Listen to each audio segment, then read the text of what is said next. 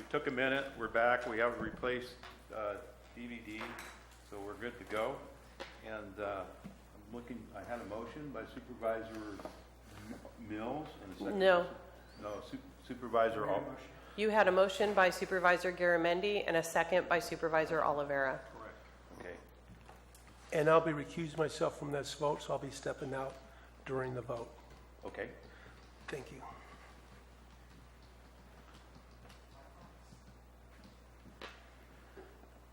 So I am, that's calling for the vote.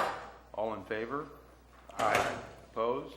Passes 4-0 with one abstention. He needs to come back now. You want to get him from out in the hallway? You can go back in now. All right, Madam Clerk, Okay. item 33. Item 33 is from the Board of Supervisors to receive the clerk's annual report of citizen boards, committees, and commissions and provide direction regarding review of each group. So, as the agenda packet states, we have 34 citizen boards, committees, and commissions in the county that is comprised of 231 members for which the Board of Supervisors is responsible for appointing members. It is the duty of the clerk to advertise vacancies, receive applications, and present them to the Board of Supervisors for consideration, notify applicants of appointment and non-appointment, act as the staff contact for many groups, and coordinate with other staff contacts regarding compliance with the Brown Act, agenda assistance, and various other duties. Some of these groups have Board of Supervisor members that are assigned to them, as you saw in our earlier agenda item. Some of these groups have staff contacts, or they all have a staff contact of one or another. Some of the groups meet after hours, or they meet at times when staff is not necessarily able to be present at their meetings. Others meet during the day. What we would like to do is take a look at each of these groups, and we would like to do a for lack of a better term, a forensic look at how they were established. Are they meeting their, are they able to have a quorum so that they can have meetings? Are they complying with the Brown Act? Are they making decisions or influencing decisions that would require that they file a Form 700? Do these groups, like we have one in particular, or there are several, but there are some that every one of their members expires every year. This really isn't conducive for them carrying on the work and advising the Board of Supervisors as we would like them to do. So I would like the board's direction at looking at these groups and seeing, are they set up the way that makes them successful? Are we giving them the tools that they need to comply with the Brown Act, meet their quorums, post their agendas, make advice to the Board of Supervisors? We'd like them to each provide an annual report to the clerk that would then be provided to the board. So I would like some direction from you on this manner. We started to do a look back in 2013. We established that there were two groups that were meeting sometimes. Were they serving the purpose that they were established for? Maybe not. And so there were two groups that were dissolved, but it was because one, they hadn't had a meeting in a year and a half, and the other, they were not needed for the purpose that they were established anymore, and that there were other avenues in which they were doing the work that they liked to see happen. So I would like the board to give me some direction on this review of each of these groups. Mr. Chair, Madam Clerk, I think it's a very good idea. I think we should dig through and figure out, sometimes it's like a closet, it just accumulates things over time. Go through and find out if they're meeting, if they're duplicative, especially. We don't need stuff that doesn't work. And so I think it's a great idea. We did it today, and we'll continue to do it. Yes. Great.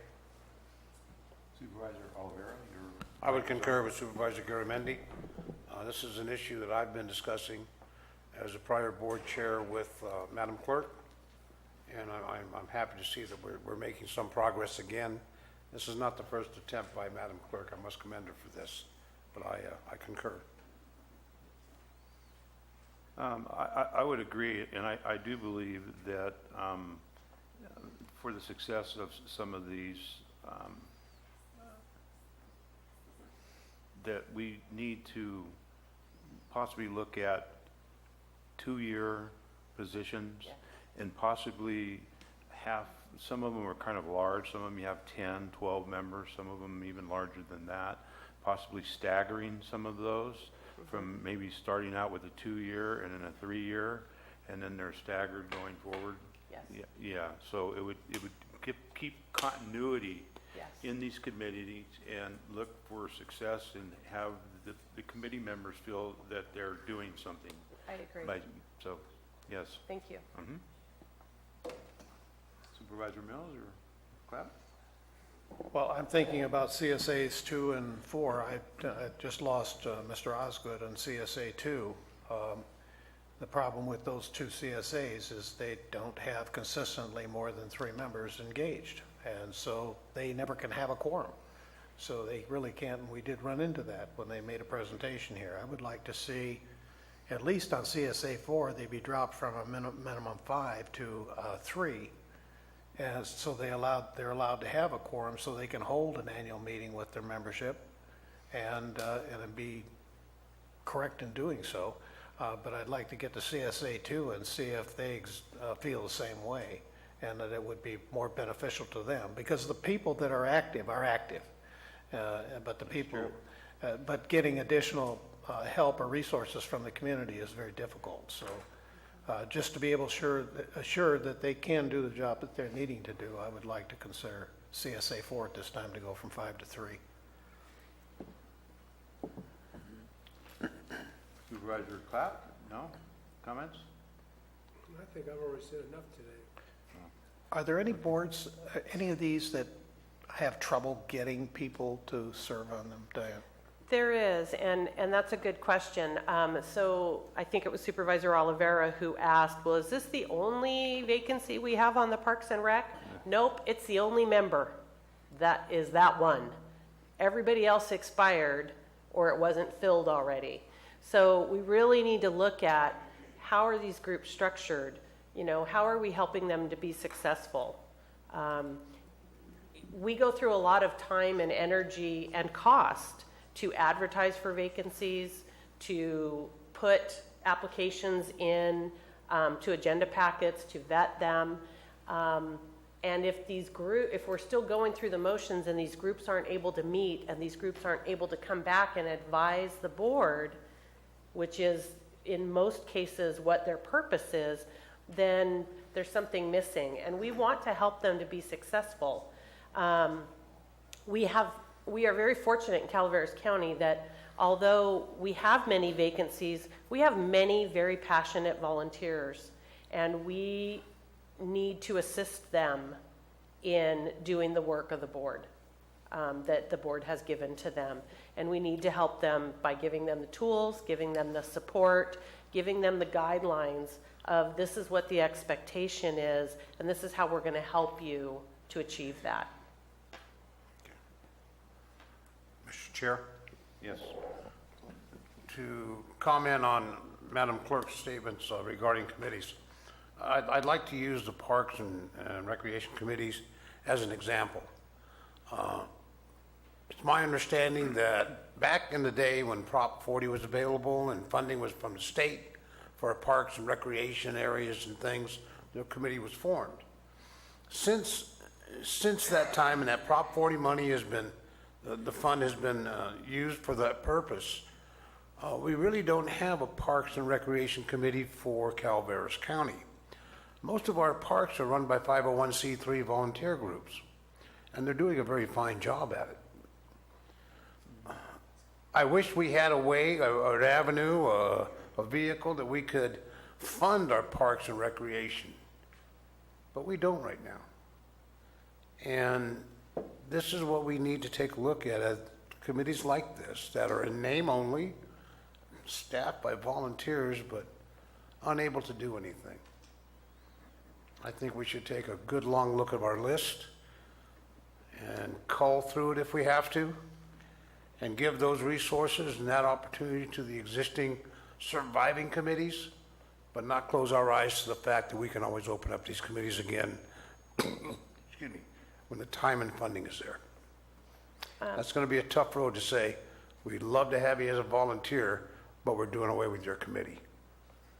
But those are the tough choices that we're going to have to take a look at. What I would ideally like to do is take a couple of committees or commissions or boards at a time and do the review, bring that back to the board, report back so that you know what the status is, and that we don't have a meeting that has, you know, a couple of hours of, okay, here's this one, and then, and because that prolongs that.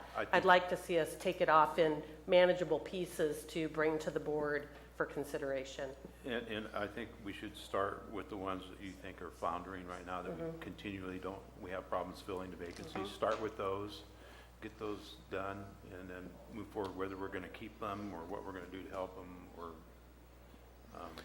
get more participation.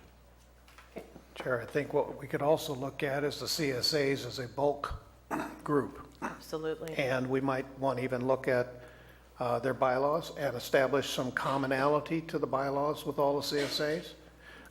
Establish guidelines so that they know what they can and cannot do. And what capacity, in other words, give them a little bit of a handbook that says, here's the role that you play as an advisory member and a CSA, and how you can interact with staff, or how that all works. I think that's part of it is that we have some that work very well, and we have others that struggle because there's no commonality or continuity to the program. So it's just a matter of looking at that in bulk, as maybe after we go after those that are floundering. After we review them. Right. Okay? Is that direction? Yes, I would really like, if we could have a motion and a second to authorize me to do a forensic review of these groups and bring it back to the board. So moved. Second. I have a motion by Supervisor Garamendi, a second by Clapp. I have public comments. Any public comments? Ran right over Mr. Thomas. Ben Stopper, District 5. I work with one of those 501c3 Parks and Recs commissions. Mills has been down there quite some time ago before he was supervisor and talked with us. And, you know, we got a lot of different ideas, and we've done some fundraisers. We have a few members on there that were on the committee here. I understand there's only one. You've lost quite a few members this last round. I'm not going to say why I think that happens or what I hear, because that would be throwing mud at the wall, and we're going to keep it clean right now for you gentlemen. I totally agree with what Ms. Severud proposes. Like I just said to Mr. Thomas, how to eat elephant, not all at once, one small piece at a time. This is a big beast, and you know, going through, you guys would be tired doing it all the way through. So this is a good suggestion, and let's streamline this.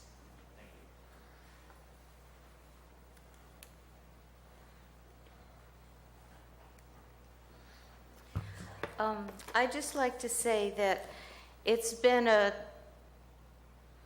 journey trying to keep people on the IHSS advisory committee by virtue of most of our clients are incapacitated. So we have reached out to each supervisor to look within your own district to try and find among your constituents people that you might draw upon. Your neighbors, your friends, your church members, anyone that you've been in contact with, to bring them in to each and all these committees. And most of these require someone from each district to participate. Our committee has not been able to do that because our clientele is far-reaching and not able to attend. So we have redefined some of our qualifications for attending, and make every attempt to make our committee relevant. We need to get direction from our governing board as to what you think we need to be doing, and from that direction we will proceed without interruption, without interference, without obstruction, if possible, so we can be relevant and be valuable to our community. So we do our own recruiting out of necessity, but we look to the board to give us guidance and direction, because you are our governing board, separate from, you look on the front of this, it says the IHSS Public Authority Governing Board. So that's just putting more responsibility back on you folks to look within your people, in your county, in your district, to step forth and serve. Thank you. Any other public comment?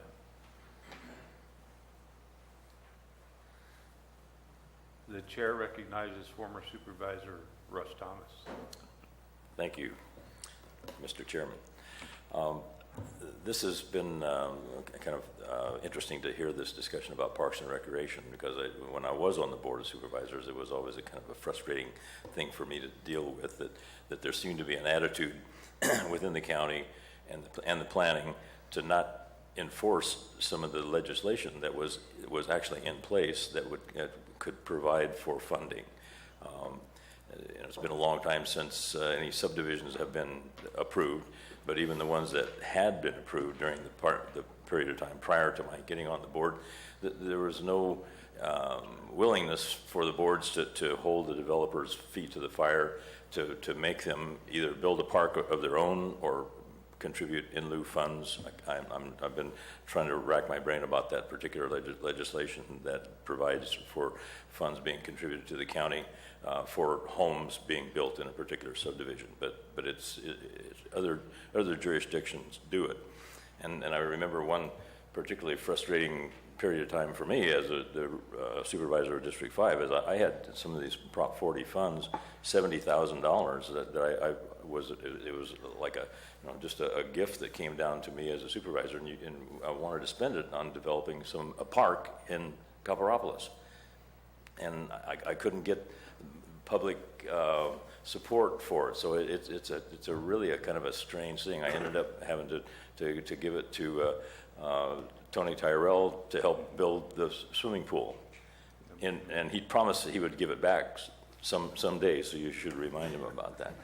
But anyway, it's a complex issue, but I would think that as it comes forward, your review of the general plan, you've got to insert that into your planning process, that you don't let the next growth spurt go by without tapping some funds for providing the kind of amenities and parks that we need in this county. So anyway, that's my 2 cents on that. Thank you. Any other public comment? Seeing none, we'll bring it back to the board. Looking for we had a motion and we had a second. Is there any other board comments? If not, I look for a vote. All in favor? Aye. Opposed? Passes 5-0. Moving on to the next item, supervisor announcements. Supervisor announcements. In compliance with AB 1234, chaptered as Government Code Section 53232.3D, board members shall provide brief reports on meetings they attended at the expense of the local agency at the next regular meeting of the legislative body. This report is required to include meetings attended for which there has been expense reimbursement, mileage, meals, lodging, etc., but may also, at the board member's discretion, include any other meeting attended by the supervisor on behalf of the county. We'll start with Supervisor Clapp. Well, I had my road district meeting. Hope that goes good. I missed it today because it's going to be over in a half hour. And had a good Christmas. I get to start planting my olive trees this Saturday, so I'm happy about that. And just getting ready for the year to start. I hope it's a good year. Supervisor Mills. You know, just a lot of activity in the district, but no actual meetings attended. Supervisor Oliveira. You got me sleeping on that one, Chair. On the 3rd, on Wednesday, I attended the Calaveras Visitors Bureau committee meeting, the monthly meeting, and we discussed several things going on in that area as far as the Visitors Bureau, the new printed documentation out for 2018. We also discussed our upcoming committee meeting on our tot tax situation. That we discussed with CAO Lutz, and that committee being chaired, we haven't decided yet, but the members are going to include myself and Supervisor Clapp, trying to get that going. I attended the agenda review that morning at 10 o'clock, and I also participated in a meeting with an entity coming into Calaveras County with the Planning Commission, a project called The Farm. And it's a project involving agritourism, if you will. It'll contain activities, some lodging, a restaurant. It'll contain some areas where people can board their 4-H pet projects. It'll have a cultural type camping, agricultural facility for kids and families, things of that sort, with the glamping, that same thing they're doing at Bear Valley. Very exciting project. We're working close with the entity, trying to get this going. Our departments we will be having meetings with our planning department again, having meetings with environmental health people, and of course all the departments involved in this. We're pretty excited about that. Excuse me, on the 4th, I attended the Murphy's Business Association meeting. They are really expanding into what they're doing. They've had their elections now, and they have new officers in place. They've got a lot of exciting projects going on. One of the projects they are working on, and CIO Lutz, you might be aware of this, they're coming after their Murphy's lighting money. They've got some projects as far as what they can do to improve pedestrian safety and traffic safety in downtown Murphy's.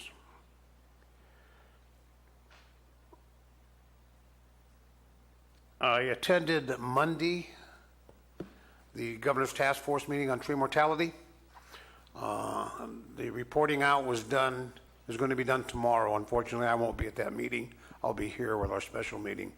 But just a few high notes. The budgets now on a national level included $290 million, and that's designed for forest restoration, which includes a tree mortality on national forest land, and also includes state and some grant money for the SRA funds, which is a special response areas, the fire tax, if you will. They've designated some funds out for that, and this is not approved yet. The budget hasn't been signed. It's supposed to be signed today or tomorrow. Allowing $70 million of that for government agencies as far as providing some type of assistance on private plots or private property to remove bug trees. So that's very promising. They are making forward progress on that in most areas, but I must be honest, we are hitting stalemates when it comes to insurance problems that we're experiencing up in District 3 and in District 2 and in District 4, where renewal policies are not being fulfilled by insurers. They are going on that in a very aggressive manner. We've got state legislation now being introduced to hopefully remedy that problem. But ladies and gentlemen, it's a problem here in Calaveras County. It's a problem in all of our mountain communities due to our fire. A lot of insurance companies are not renewing policies, and a lot of them are not writing policies. And our participation as rural counties in these areas, in the Sierras, with the tree mortality committees, and with CSAC, and with RCRC, it's very important that we stay on top of this. as a group, as our rural mountain communities, our voices are being heard where they wouldn't be heard singly. So our participation in those programs are very important. Thank you, Chair. Welcome. Supervisor Garament? Nothing but I have nothing I'm required to report under AB 1234. Therefore, in the interest of time, going home, I will pass. Okay. I don't have anything to report as far as any expenses or committees that I attended for AB 1234. However, there was a conversation earlier today about, and former Supervisor Russ Thomas will get a little charge out of this, I think. The conversation was Supervisor Mill had asked Mr. Oliveira if he got anything for being chair last year. And when I was on the board before, there was a thing that went on as far as the former chair wanted to keep the gavel as a memento, and it turned into a big thing. And I, as chair, I would like to present this gavel to Mr. Oliveira for his service as chair last year.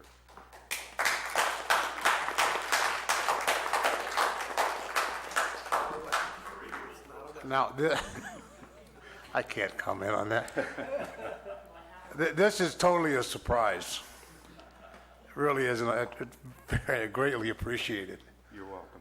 But I want to make sure that we have a gavel so he can smack the table like I used to. We will have a gavel. We'll have one. I will pay for a new gavel. Thank you, Chair. That is yours. Thank you, Gary. You use that Thank for you, the whole- Board. This is great.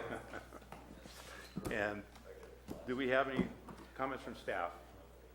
Nothing? Okay, then we stand adjourned till tomorrow. Thank you.